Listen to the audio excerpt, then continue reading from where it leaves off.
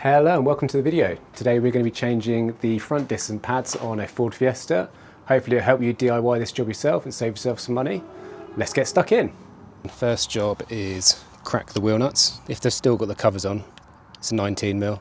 If the covers have fallen off, it's an 18mm. Do this before you jack the vehicle, because then you don't have to hold the car in place.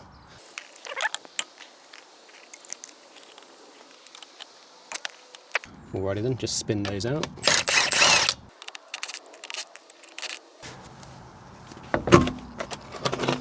Pull the old wheel off.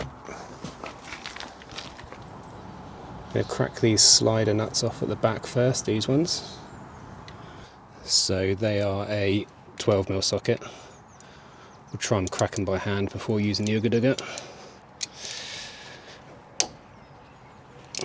Okay, yeah, not too bad.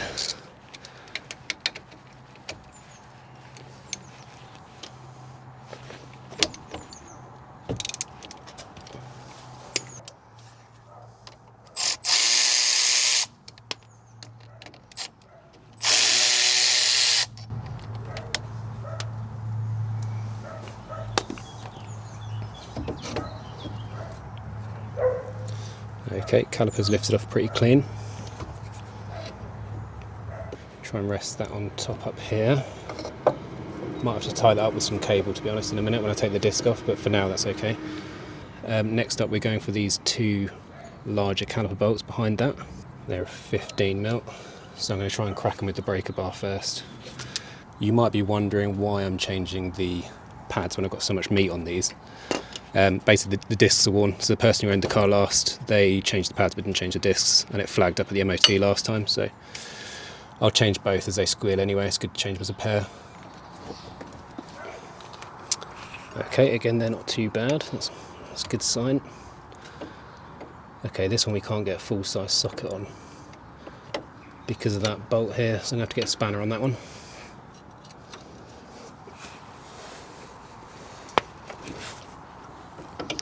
There she goes. Okay, and get the power ratchet on the bottom one.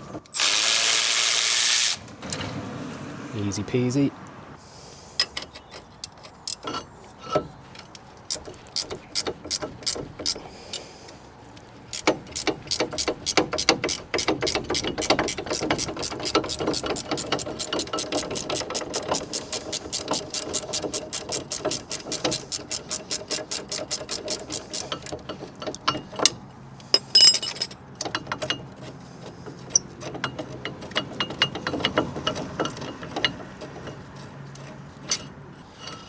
Okay then, that's your caliper carrier off. You're just going to check that these pins are free. They're your sliding pins. These ones are actually really good, to be fair. You can pull these out and grease them, but these feel so smooth I don't think there's any point. And everything's come apart quite nicely so far. These just pop out.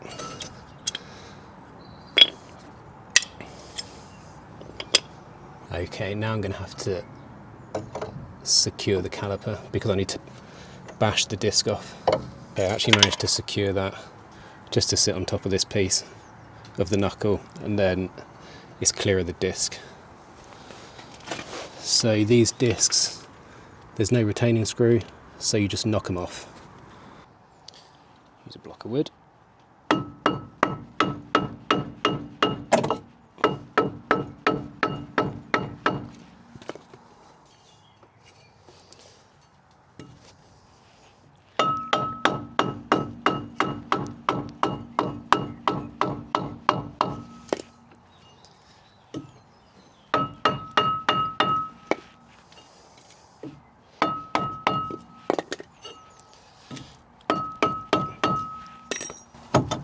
Here she comes.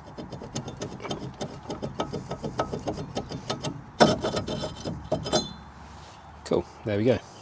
Alrighty then, as this is for Madame G-luxe's car, we obviously want to keep her alive, so I've gone for the best. We've got Bosch discs, and we've got some posh Brembo pads. Fresh spring clips though, so I'll be using those. Okay, just gonna give this bit of a wire brush off to clean it up. Doesn't have to be perfect, but it's better than not doing it at all.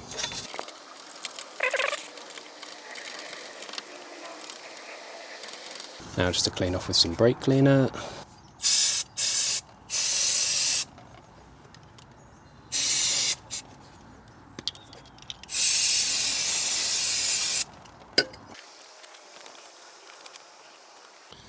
Little clean off best possible. As I said, it doesn't look perfect, but doing this is better than not doing it at all. And then after that, we're going to just put a thin layer of copper grease on the back of there. Should help stopping it squeak in the future. So just use your missus toothbrush and apply a liberal coating. If you're wondering why it's silver, that's just some other anti-seize I've got on this brush, because I use that brush for everything, so hope you understand.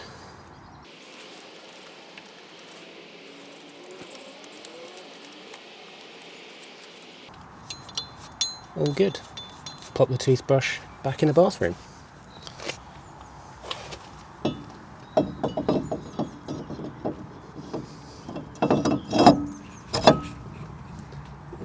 Easy as that. Bit of copper grease on the wheel studs.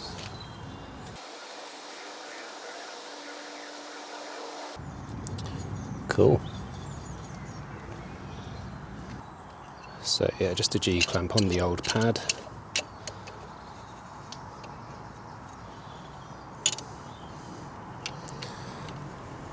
Wind it back in.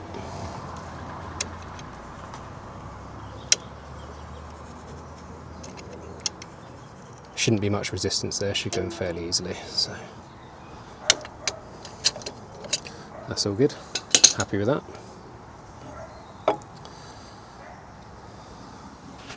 So next up, I've got these new caliper springs. I don't know if you saw that on camera, they just pull out. We'll try and clip the new ones back up.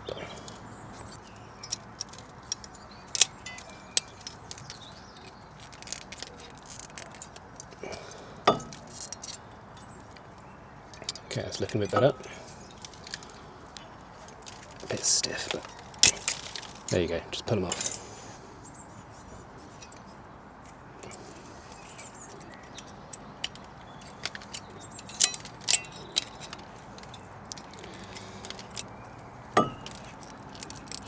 New ones in.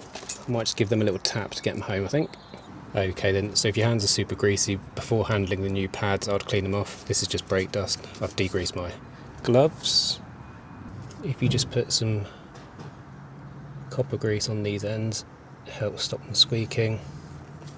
I tend to do a smear on the back as well. Be careful not to contaminate the working side of the pad with this.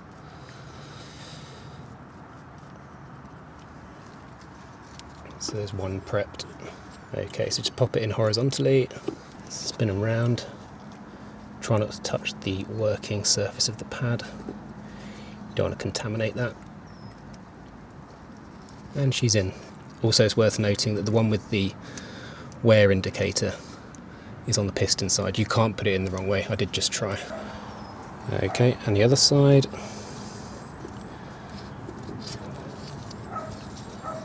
Slide it in.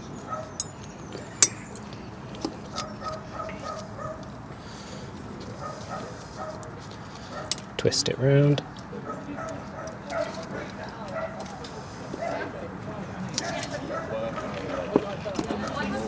There we go. And then with Grandma's finest handkerchief, some brake cleaner.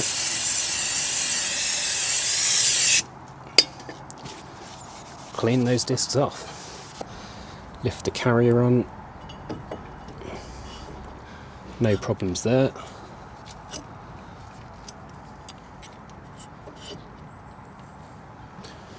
Get the bolts you prepared earlier with the Loctite.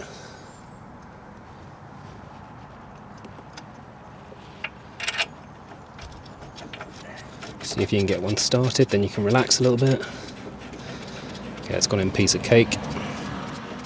Good stuff. Top one.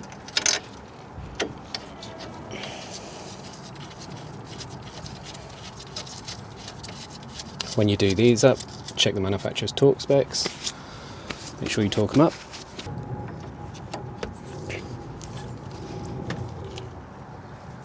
For me, just a nip up with the breaker bar is satisfactory. Don't want to strip them. Click, click. Can't get into this one. So we'll start with the ratchet spanner.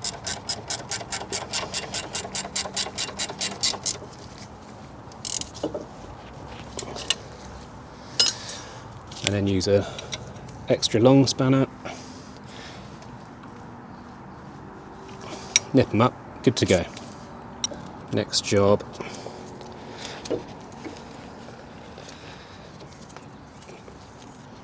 Pop the caliper back on.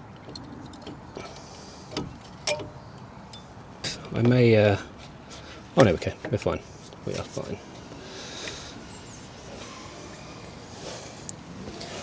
And then, as with the other bolts, I'm just going to run a smear of Loctite around them.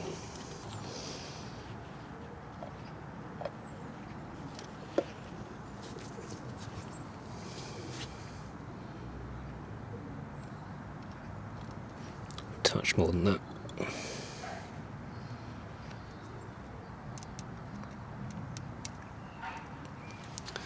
Then you're good to go.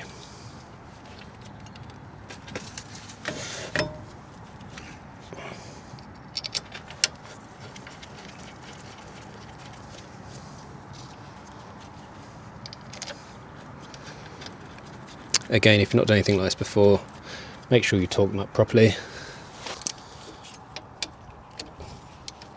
12mm socket.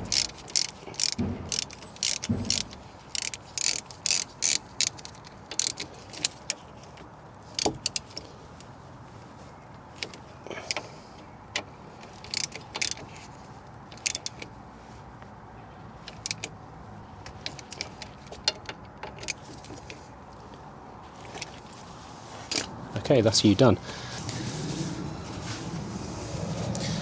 Okay.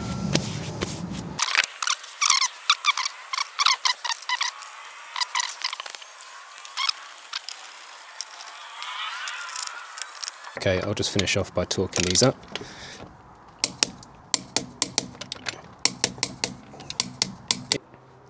Okay guys, there you have it. Hope you enjoyed the video. Hopefully you can now DIY change your discs and pads, save yourself some money. It's really not too difficult, just having the confidence to get stuck in. Yeah, if you enjoyed the video, like and subscribe. There'll be more like this on the way.